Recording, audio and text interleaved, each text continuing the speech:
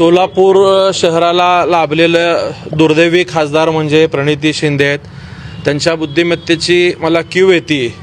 एकतर खासदारकीचा कालावधी वर्षभर झाल्यानंतर वर्षभरात त्यांनी किती निधी आणलं हे सोलापूरला सांगण्यापेक्षा आता जवळपास खासदारकीला 1.5-2 वर्ष पूर्ण झालेले आहेत। रोज मीडियासमोर किंवा ह्याच्यासमोर येऊन दिल्लीत बसून पोपटपंची करायचं, महिन्या-2 महिन्याला एकदा सोलापूरला आल्यानंतर काही लोकांच्या समोर जाताना केंद्रातनं त्यांनी किती निधी आणलंय हे सांगण्यापेक्षा उठसूट इतर पक्षांवरती टीका करण्याचं काम हे दुर्दैवी खासदार करतात। काल ग्रामीण भागात त्यांनी एक स्टेटमेंट केलं, त्याचा व्हिडिओ आज प्रसारमाध्यमांमधून आम्हाला ऐकायला मिळालं। त्यात ज्या कार्यकर्त्यांनी त्यांना महाविकास आघाडीच्या कार्यकर्त्यांनी जीवाचं रान करून त्यांच्या खासदारकीसाठी प्रयत्न केला, अशा कार्यकर्त्यांवरला वाऱ्यावर सोडून दिल्याची कबुली ते स्वतः करतायत। या ज्या निवडणुका लागलेल्या आहेत ग्रामीण भागाच्या, त्याचं मला काही घेणं देणं नाही। मी या निवडणुकीत लक्ष देत नाही आणि मी यात कुठलाही वेळ देत नाही अशी स्वतःच ते कबुली देऊन कार्यकर्त्यांच्या जखमांवरती मीठ चोळण्याचं काम हे खासदार करतात। वास्तविकता त्यांच्या वडिलांनी सोलापूर महानगरपालिका असेल किंवा सोलापुरातली सत्ता राखली होती, परंतु प्रणिती शिंदेंचा ज्या ठिकाणी राजकारणात जन्म झाला त्या ठिकाणी त्यांनी तिकडची सत्ता घालवलेली आहे।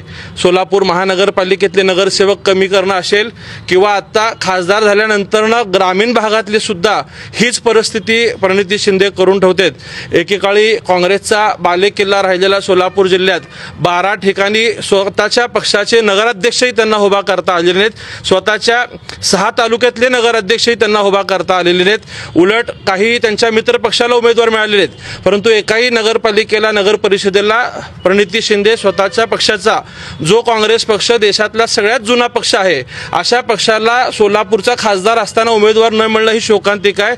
आणि ह्याचा कुठेतरी पश्चाताप असण्यापेक्षा उलट जाहीर कबुली द्यायचं की मी अशा निवडणुकीला महत्त्व नाही, याच्यापेक्षा दुर्दैवी वेळ काँग्रेस पक्षाच्या कार्यकर्त्यांवरती नसणार आहे। आणि प्रणिती शिंदेंच्या बुद्धिमत्तेची कीव येते की त्यांना बिहारच्या निवडणूक प्रचाराचं प्रमुख नेमलं होतं, तिथं कुठलंही स्वतःच्या पक्षाचं अस्तित्व टिकवता आलं नाही, दारुण पराभव अपयश त्यांचं त्या ठिकाणी झालेलं आहे। आणि ह्या सगळ्या गोष्टी झाकण्यासाठी मोदी साहेबांवरती टीका करणं असेल, फडणवीस साहेबांवरती टीका करणं, स्वतःची पात्रता नसताना मोठ्या लोकांवरती टीका करण्याचं काम सोलापूरचे दुर्दैवी खासदार करतात। नेहमी वायफळ बोलण्याचं काम त्यांच्याकडनं होतं। सोलापूरची विमानसेवा सुद्धा सुरू होणार नाही म्हणून त्यांनी ओपन चॅलेंज दिलं होतं। आणि भारतीय जनता पार्टीने आदरणीय देवेंद्र फडणवीस साहेबांनी आणि विशेषतः पालकमंत्री म्हणून लाभलेले जयकुमार गोरे साहेबांमुळे सोलापूरची विमानसेवा 1 वर्षभराच्या आत सुरू झाली।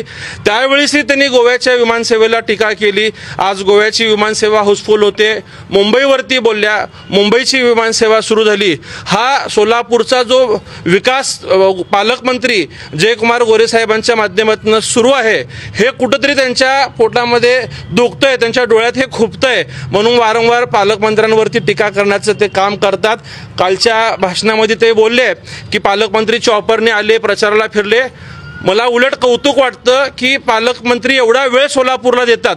तुम्ही खासदार म्हणून जितका वेळ दिला नाही त्याच्या 5 पट वेळ सोलापूरला पालकमंत्री म्हणून जयकुमार गोरे साहेबांनी दिले।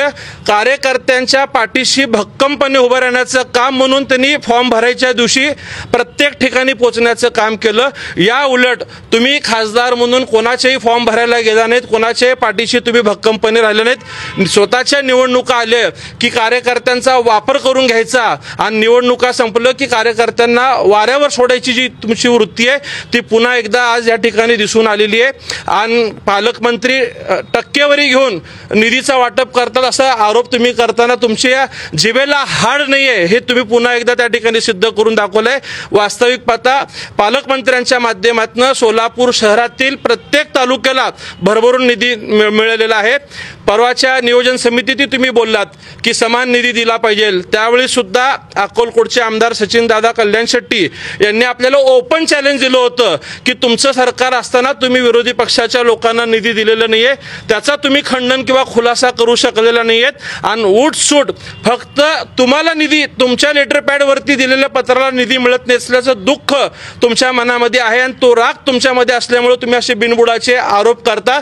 वास्तविक जर तुम्ही आकडेवारी काढून बघितली तर सर्वाधिक निधी पालकमंत्र्यांच्या माध्यमातून सर्व तालुक्याला दिलेला आहे। मी तुम्हाला या माध्यमातून जाहीर चॅलेंज देतो की तुम्ही जे समान निधी म्हणता तर तुमच्या मागच्या 1 वर्षाचा खासदारकीचा निधी असेल किंवा ह्या पुढच्या 6-7 महिन्याचा निधी तुम्ही 6 तालुक्याचं प्रतिनिधित्व करता, त्या 6 तालुक्याला तुम्ही तो निधी समान प्रमाणे दिलाय का त्याचा तुम्ही पहिला खुलासा या ठिकाणी सादर करावा असं मी तुम्हाला ओपन चॅलेंज या माध्यमातून देतोय करून.